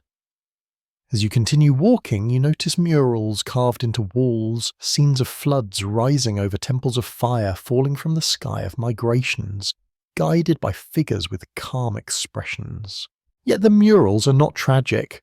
They depict survival continuity, the handing down of knowledge from one era to the next. You see hands reaching out to guide others downward into safety. You see families gathered in caverns lit by crystal light. You see cities rebuilding not on the surface, but here in the steadiness beneath it. And with each image, something inside you quiets. Something that has always tried to outrun change suddenly feels at peace. Deep within the city lies a chamber unlike the others, a domed hall where the ceiling glows with constellations that shift slowly like reflections of a night sky, no longer visible on the surface. At the centre of the room stands a circular pool filled with still luminous water. The guide gestures for you to approach. When you peer into the pool, you see your reflection, but it is soft and warmer, touched by something ancient. It is a version of you, stripped of noise, a version shaped by everything you have survived, a version that looks back at you with patience. In that moment, the feeling settles fully. This city, this survivor's kingdom, is not meant to astonish, it is meant to remind. Each stone, each carving, each light was placed here for those willing to descend into themselves. Not as escape, but as acceptance, as understanding, as remembrance of resilience, older than any civilization. When you turn to leave the chamber, the guide bows with a kind of affectionate respect, as though acknowledging a truth you have finally recognized. And as you retrace your steps through the glowing corridors past the river, and the murals and the layered sphere of civilizations, one realization lingers gently in your chest. The city felt familiar, not because you had visited before, but because you carry a piece of it within you. A quiet strength that has always known how to survive, how to rebuild, how to remember. When the stone corridor finally narrows and the warm light begins to fade, you take one last look over your shoulder. The survivor's kingdom remains exactly as you found it, calm, patient waiting. Not for explorers, not for proof, but for the moments in each of us when the world above grows too loud and we need to descend even for a breath into the steady glow of what endures. When you first step beneath the great vault of stone, you notice the light before anything else. It does not blaze the way sunlight does on the surface. It does not cut across the air in harsh lines or burn the edges of shadows. Instead, it hangs in the distance like a suspended sunset, a soft amber sphere glowing at the centre of an impossible sky. The people who live here call it the inner sun, though it feels less like a star and more like a breath, steady, warm, patient. Its radiance reaches every corner of the cavern city in a diffused embrace, painting the stone with shades of honey and gold. Nothing flickers, nothing moves too quickly. The world beneath glows as though time itself has agreed to slow walking. Beneath that light is like entering a dream you half remember. Your footsteps, usually hurried and sharp, grow slower without your permission. You find yourself matching the rhythms of the place, a rhythm that seems to hum beneath your ribs. Even your heartbeat changes, settling into a steady confidence, a deep-throated drumbeat that echoes faintly in your chest, like the memory of a ritual from a forgotten culture. You breathe in, and the air is warm, almost fragrant, as though carrying the faint sweetness of something ancient blooming deep within the stone. You breathe out, and the world exhales with you, synchronizing, calming, folding itself gently around your senses. It is not long before you notice the way your time bends here. It doesn't announce itself. It shifts quietly, politely, the way a dream shifts from one scene to the next without warning. You take a few careful steps along a glowing path and feel as though minutes have passed. You look down again and something inside you insists hours have gone by. The people who walk these corridors seem aware of your confusion. They smile with a kind of knowing softness, not in mockery but in welcome, as though this disorientation is a rite of passage for anyone who descends. They understand that your body is still tuned to the surface rhythm, that quick, restless ticking of clocks and schedules. Here clocks would be meaningless. Here time moves like water filling the spaces it must linger in, where it chooses unhurried and unconcerned with measurement. Imagine sitting beside the inner sun on one of the warm stone ledges that circle its glowing lake of light. Its shimmer ripples gently, though there is no wind, no motion to disturb it. You run your fingers along the carved stone and feel a faint vibration, as though the light itself is humming. You close your eyes and something strange happens. You sense memories that are not yours. Not visions, not images, just feelings, familiarity. A sense of having been here before, though you cannot say when. It is as if the inner sun illuminates not just the cavern, but something inside you, revealing corners of your mind untouched by surface life. Time here stretches gently like a long exhale. People tell stories beside the quiet rivers of glowing water, and by the time the last word is spoken, an entire lifetime feels as though it has passed. Yet when you rise and walk back toward the main chamber, only a blink seems to have slipped by. It is not the sense of time speeding or slowing. It is the sense of time widening, allowing you to inhabit moments more fully with a depth impossible above ground. Your pulse no longer hurries to the next beat. It rests inside each one, savours. It explores the space between beats, the way someone might explore the rooms of an old and beloved house. There are stories whispered among the survivors who live here. Stories of travellers from the surface who came down for one night and awoke to find that years had passed for them here, but only minutes above. They describe entire friendships forged beside the inner sun skills, learned from patient teachers, gentle rituals shared at the river's edge. They speak of dreams so vivid that they felt like lifetimes. And when they finally returned to the surface, they emerged unchanged, carrying the memory of something vast and fragile that did not fit neatly into ordinary time. Some believed they had dreamed, others believed they had awakened for the first time. If you rest in one of the city's quiet chambers, the kind where light seeps through thin layers of crystal, like warm breath against your skin, you will understand how such stories could be true. The tranquility here wraps around you like a soft blanket, and your thoughts begin to drift freely unmoored from the rigid structure of minutes and hours. It feels like lying in the first moments of dawn, when consciousness hovers between sleep and waking, when the world is gentle enough to hold all your unspoken hopes. You can lose yourself in that state without fear. The inner sun keeps watch steady and luminous, as though ensuring that no dream becomes too heavy, no memory too sharp. There is a place at the far end of the city where the cavern narrows into a long arched hall bathed in a soft copper glow. Walk through it and you will feel the shift even more strongly.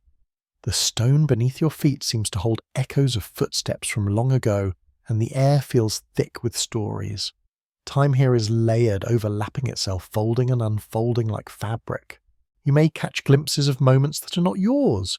Children laughing in a chamber that no longer exists. Elders kneeling beside the glowing waters of a river that once ran faster than it does now. These are not hallucinations. They are the imprint of lives lived slowly, deeply, and with such presence that time chose not to erase them completely. When you emerge from the hall, the cavern opens again, and the inner sun greets you with its warm, unwavering glow. It hangs in the centre of the vaulted sky, like a promise neither rising nor setting, neither beginning nor ending. It is the colour of late afternoon, that hour when shadows stretch long, and the world feels suspended between the urgency of day and the softness of evening. Beneath this eternal twilight, you feel both unanchored and held both entirely yourself and somehow more.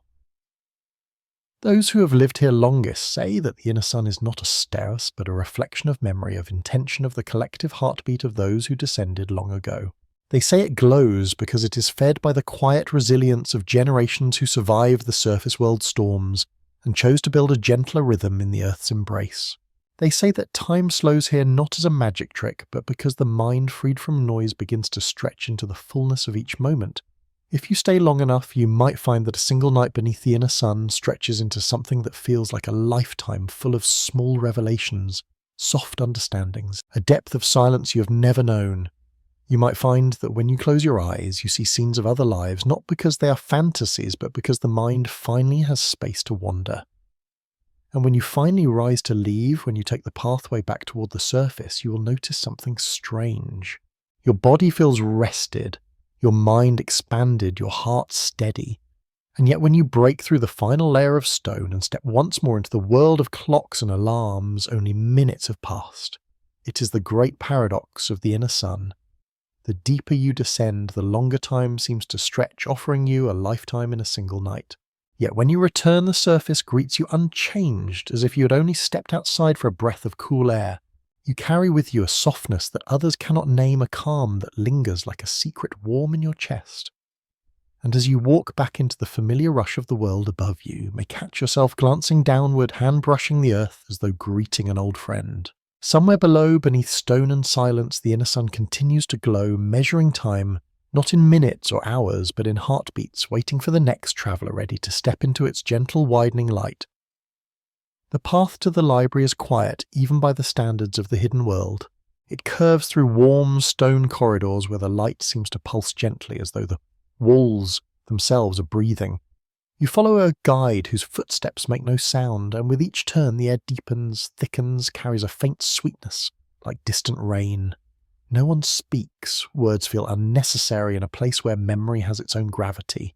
Ahead there is a soft glow, not the kind cast by torches or crystals, but something more fluid, something that shifts as though reflecting a sky that doesn't exist. This is the threshold of the memory library, the heart of the survivor's kingdom, where the past is not written in books, but held in forms that feel alive. The chamber opens slowly, not in size, but in sensation. The first thing you notice is the lake of light at its centre. Calling it water would be wrong. Its surface moves like liquid, but the glow that rises from it comes from within, not from anything above. It ripples in colours that are neither warm nor cold hues that feel like emotions rather than pigments. When you step closer, the light deepens as though responding to your presence. The guide dips their hand into the glowing surface, and for a moment the room fills with a soft shimmer, images rising like mist stories unfolding without sound. You see silhouettes moving through storms, hands reaching across floodwaters, families descending into caverns beneath collapsing worlds. These are not illustrations. They are memories suspended in luminous fluid, preserved with a tenderness that feels almost sacred. Around the lake stand tall stones carved into gentle shapes, each one glowing faintly from within. They are memory stones, the guide explains, not with words but with a gesture, a slow sweep of the hand that says this is how we remember. When you place your palm against one, the glow responds like a heartbeat. Scenes flicker within the stone as though etched by something deeper than hand or tool. You see fragments the moment someone realized they had survived, when others had not, the silent gratitude of finding shelter underground, the quiet triumphs that followed rebuilding a life in the dark.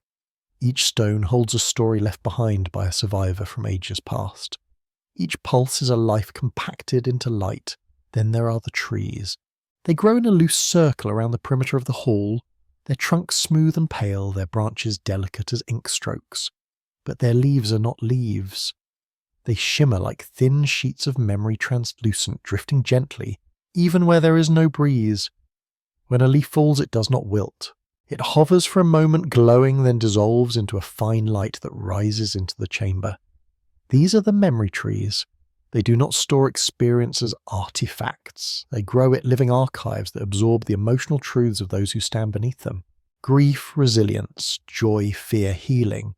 Each becomes a leaf held tenderly for as long as it is needed.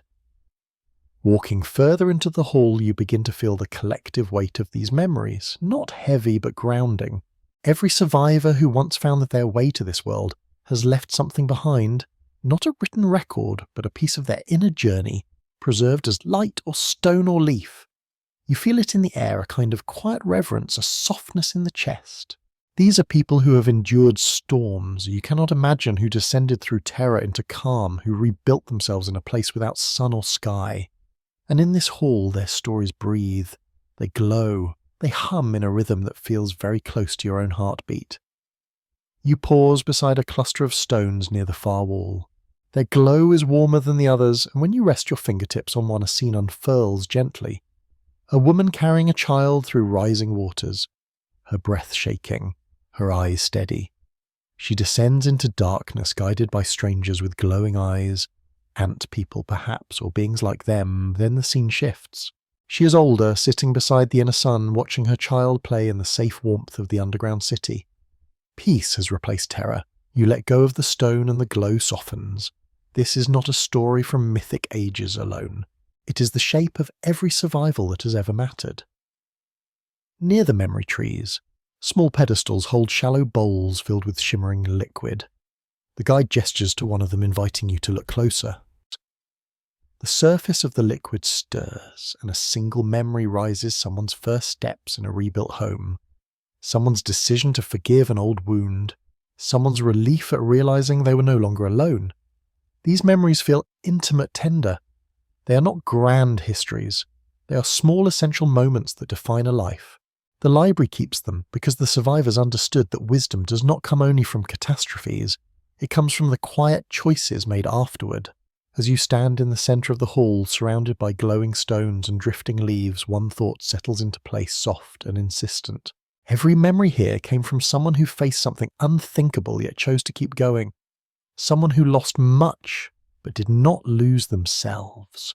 Someone who walked through fear into a deeper kind of calm. And suddenly the library feels less like a collection and more like a family, distant, ancient, but connected by the shared act of survival. The guide turns to you then, holding your gaze with a quiet seriousness. They gesture to an empty pedestal near the lake.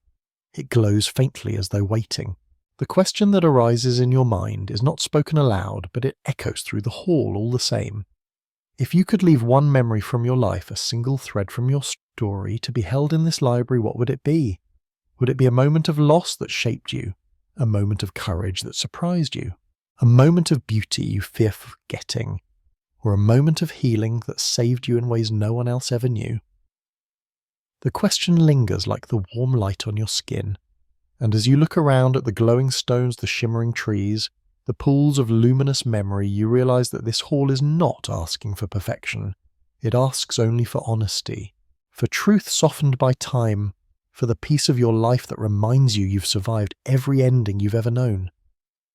Perhaps one day in some quiet dream you will return here and place that memory gently into the waiting pedestal, and it will glow softly, joining the countless stories of those who found refuge beneath the earth and rebuilt themselves from the inside out. For now, you carry the question with you as you leave, and maybe that is enough. You notice them gradually, the way you notice dawn, first as a softening of shadows, then as the presence of something gentle and alive moving at the edges of your awareness. The residents of Agartha do not rush into view. They appear the way memories appear, slowly, with patience, allowing you time to adjust. And when you finally see them clearly, the surprise is not how different they are from you, but how familiar. They look human, entirely unmistakably human, yet there is something unmistakably different too. A certain stillness in the way they move, a clarity in their eyes like light passing through water. They carry themselves the way a healed version of you might walk carefully, kindly, as though every gesture matters. They do not shine, they do not glow. They are not ethereal beings floating above the ground. Their feet touch the stone. Their faces carry lines of age and experience. But everything about them seems softened at the edges, as though the noise that clings to surface dwellers never settled on them. When one of them turns to greet you, the motion is unhurried, with a grace that feels learned rather than innate. Their eyes meet yours without hesitation, without judgment. In their gaze there is recognition not of your face but of your journey, a silent acknowledgement that you have descended far enough to meet them. As you walk beside them through the caverned city, you notice that their presence calmed something inside you. The quiet you felt in earlier chambers deepens, becoming not just an atmosphere but a shared state. The people here seem to speak a language of patience. When they guide you, they do so with movements rather than words, their gestures simple and open. They lead you along warm stone paths, past luminous rivers, past terraces carved with symbols that stretch back through forgotten ages. The pace is slow, deliberate, as though they are teaching you through example how to move through the world without rushing, without clinging. They do not ask who you are or why you came. They do not question your intentions or your past. Yet something in their presence invites you to reflect on those things without needing to speak them aloud. It feels as though being near them reveals a version of yourself hidden beneath layers of noise and fear, a version that breathes deeper, feels more fully, listens more honestly. You begin to understand why ancient stories describe the inhabitants of hidden realms not as gods or monsters, but as guardians of rhythm, keepers of a quieter, steadier frequency. When one of them finally gestures toward a balcony carved into the cavern wall, you follow. From there you can see the inner sun floating in its soft amber glow, casting gentle light across the city. The resident beside you stands silently, hands folded, watching the world below with a kind of affectionate observance. Not ownership, not superiority, something closer to responsibility. The way someone might look at a garden they have tended for generations, knowing every season, every storm, every rebirth. You ask no questions, yet the answer reaches you anyway. They are not waiting for the surface world to collapse. They are not planning to rise. They are caretakers, not conquerors. Their task is simple yet immense. They keep the memories of those who survived. They keep the patterns of time that the surface forgets. They keep the steady rhythm of the Earth's deeper pulse. They are the ones who hold the tuning fork to the planet's quietest frequencies, ensuring that something ancient remains balanced even when the world above shifts and trembles. Their work is not heroic in the storybook sense. It is gentle, continuous, invisible, a labour of love performed so steadily that it becomes indistinguishable from the world itself. Walking among them, a soft ache settles in your chest. Not sadness, something more tender, a kind of longing. They feel like the version of humanity we could become if we learned how to quiet our storms, if we allowed our hearts to soften, if we carried our wisdom instead of outrunning it. They are not superior to us, they are simply further along the same path, shaped by ages of listening instead of shouting. Being near them feels like standing in front of your future self, the one who has survived every lesson you have yet to learn, the one who forgave every wound you still carry, the one who made peace with every change you still resist. As you share a moment of silent companionship with one of the residents, you notice a faint smile on their face. Not directed at you, but at something inward, as though they're remembering a time when they stood exactly where you stand, now uncertain, open-hearted, learning how to soften. That realization brings a warmth to your chest, a delicate thread tying your experience to theirs. They were once seekers just like you. They descended in fear or desperation or curiosity, and over time the quiet shaped them into who they are now. Eventually your guide leads you toward a small chamber near the inner sun where the light falls in soft waves across the floor. Several residents sit in a circle, their eyes closed, their breathing slow and rhythmic. You sit among them without being told. Their stillness draws you in. You begin to mirror their breath, feeling your own heartbeat shift in response. In their presence you sense no demand for transformation, no urgency to change. But slowly, gently, something inside you unclenches. A tightness you had not noticed eases. A piece of yourself you had forgotten settles into place. When you open your eyes again, the residents are watching you, not with expectation but with quiet affirmation. They rise and bow their heads, slightly acknowledging the small shift within you. And in that moment you understand the truth of their existence. They are not here to hide from the world above. They are here to hold its softer possibilities, to preserve the version of humanity that grows when noise falls away, to remind anyone who descends that gentleness is not weakness but wisdom, lived slowly. As you walk away from the chamber, one resident pauses beside you. They place a hand lightly over their heart, then over yours, a gesture so simple it feels like a whisper of emotion passing from them to you. A reminder, a blessing, a recognition. It carries the faint ache of something sweet and sad. The understanding that you may not stay long, that surface life will call you back, but that a piece of this stillness will go with you. And as you make your way through the city one last time, that ache remains soft and warm inside your chest, because now you understand. The people of Agartha are not strangers. They are reflections. They are the echo of what we might become when our storms quiet, when our hearts soften, when our lessons settle into wisdom. They are the healed version of us, walking slowly beneath the earth, keeping the rhythm steady until we are ready to join them. There is a moment, usually sometime after you have wandered through enough legends and descended through enough imagined corridors, when a quiet suspicion begins to form. It arrives softly like a thought brushing the edge of your awareness. What if the world beneath our feet is not beneath our feet at all? What if the idea of Agartha, the hidden kingdom, the place of survivors, the realm of deeper stillness, has always been a metaphor wearing the shape of stone and tunnels? What if the descent the old stories describe is something we enact not with our bodies, but with our hearts? Picture yourself standing at the mouth of a cave preparing to go down into the earth. You take a breath, your pulse softens, your shoulders lower a fraction, and slowly the world around you fades into shadow. Now imagine that same descent happening within. You close your eyes. The noise of your thoughts shifts. You begin to sink not downward but inward. The cave becomes the first layer of emotion, a narrow passage filled with the echoes of fear, fear of change, fear of loss, fear of being seen clearly. You feel it tighten your chest the way a dark tunnel might, but you walk anyway, feeling the echo soften with each step. The fear is not an obstacle.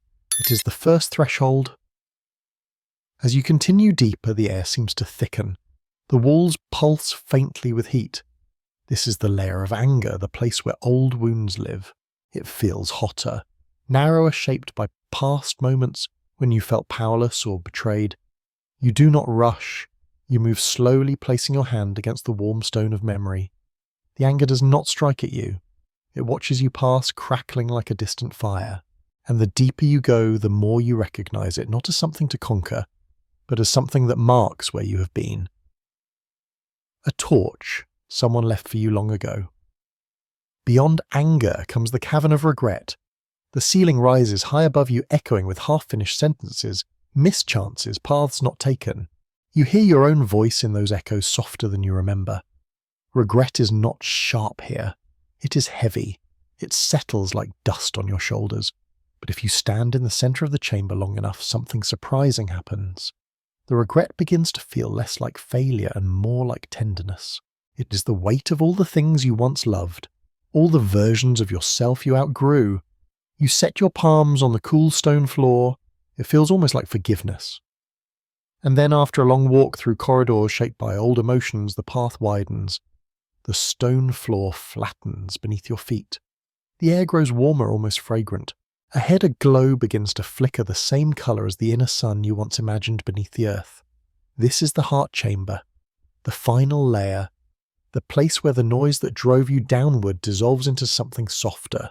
When you step inside, you feel a warmth that seems to rise from the ground itself, a warmth that spreads through your ribs, your spine, your throat. It feels like standing at the centre of yourself, like finding the quietest versions of your own voice. Here, there are no cities carved from ancient civilizations, no glowing rivers, no guardians with patient eyes. There is only you, not the version the world sees, not the version shaped by old storms, but the version that has survived every flood of emotion, every collapse, every rebuilding. In this chamber, you understand something tender and profound. The survivor's kingdom is not a distant myth. It is the inner architecture of your own resilience. Every time you lived through a personal disaster, a heartbreak, a moment when everything seemed to fall away, you built a room like this somewhere inside you, a sanctuary carved by endurance. When you finally sit down in the heart chamber, the silence feels inhabited, and after a moment you sense it, the presence of a gatekeeper, not a monk, not a shaman, not a mythic guardian. The figure sitting at the threshold of this final room is you. The version of yourself who knows which truths you're ready to face. The version who understands what you have carried and what you're ready to set down. They do not speak. They simply wait. And when your breath steadies, when your heart softens, when you are ready, they smile and step aside. The realization arrives quietly. Agartha has always existed. Not beneath the ground, but beneath the layers of your own noise. The descent is emotional. The corridors are made of memories. The guardians are your instincts. And the survivor's kingdom is the self you become when you have lived through storms and learned how to rebuild gently. You do not need tunnels to reach it. Only honesty. Only stillness. Only the willingness to walk inward instead of running outward. When you rise from the heart chamber and begin the ascent back toward the surface of your thoughts, the world feels different. Not because it has changed, but because you have touched a part of yourself that rarely sees light. As you return, fear feels smaller, anger feels softer, regret feels wiser, and the warmth you found in the deepest room lingers like a quiet sun behind your ribs. By the time you open your eyes, you understand something that myths have been trying to tell for centuries. The gatekeeper of the inner world is always you, and the hidden realm, the place of survivors, the city of calm beneath all storms is not under the earth. It is inside the mind that has learned over and over again how to survive and still remain gentle. The room around you settles into its own gentle rhythm now, the soft whir of a fan, the distant hush of a passing car, the quiet warmth gathering beneath your blanket. Your breath begins to mirror that stillness, rising and falling in slow waves, as though the world itself is exhaling with you. The night grows softer at the edges, and the ceiling fades into a peaceful blur the way it does when sleep waits just beyond the next breath. And in that calm, if you let your mind drift downward, not far, just a little, you might feel something subtle beneath you, a presence quiet as a held lantern, as though under the pillow supporting your head, under the boards holding your room, under the gentle weight of the earth itself, a hidden city rests in its warm glow, not watching, not demanding, simply breathing alongside you. Patient, steady tea, unhurried. Tonight as you sink into the sleepiness, perhaps that world drifts a little closer. Perhaps its light flickers softly through the layers of your dreams. And maybe, just maybe, it waits there not as a secret to uncover, but as a reminder that you are never truly alone in the dark.